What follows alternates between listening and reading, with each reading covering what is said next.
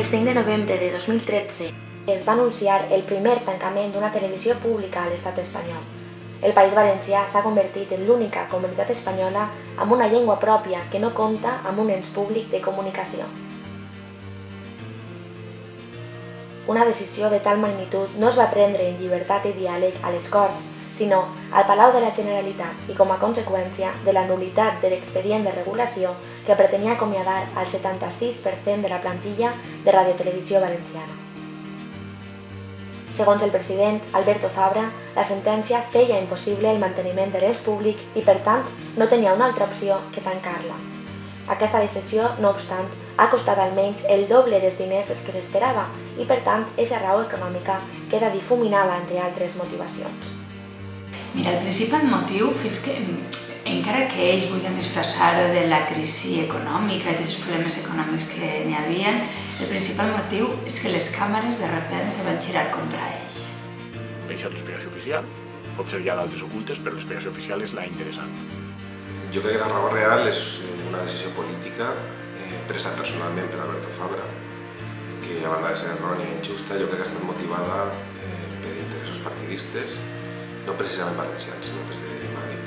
Desde luego tienen que ser motivos poderosos para que una persona, entre comillas, como puede ser Alberto Fabra, se suicide políticamente en una comunidad donde históricamente siempre ha gobernado el PP, cerrando su televisión autonòmica. Jo crec que han anat improvisant sobre la marxa. Crec que en principi ells pensaven que anaven a guanyar l'Ero i que s'havien fet a la idea de la llei que havien fet en el 2012 i... Son saqueig y incapacitat absoluta de quien gobierna. Entre otras cosas porque la aplicación de un ERE legal, digamos que no era lo que le interesaba a la Generalitat. La Generalitat defendía el ERE que se aplicó en un primer momento, lo defendía como el mecanismo para deshacerse de la parte de la plantilla que más incòmoda le resultava.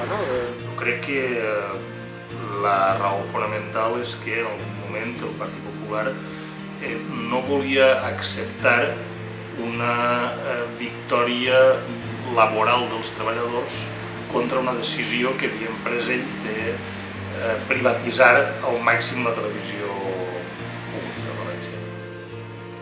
Els partits de l'oposició s'han afanyat a dir que si governen la Generalitat obriran una televisió que defense el nostre territori, la nostra gent i la nostra història i que no siga ni tan sols un reflexe del malbaratament que s'ha fet a la televisió valenciana, que es va liquidar amb un deute de 1.300 milions d'euros que encara s'han de pagar.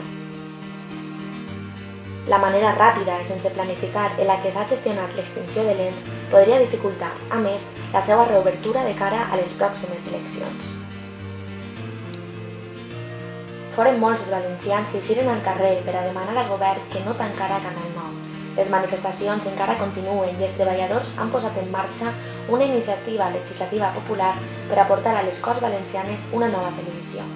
Quins problemes jurídics haurà de fer front qui intenta reobrir Televisió Valenciana? Decretarà el Tribunal Constitucional la nul·litat del tancament? Com hem arribat a aquesta situació? Totes aquestes preguntes i més a aquest reportatge. Radiotelevisió Valenciana. Hi ha futur?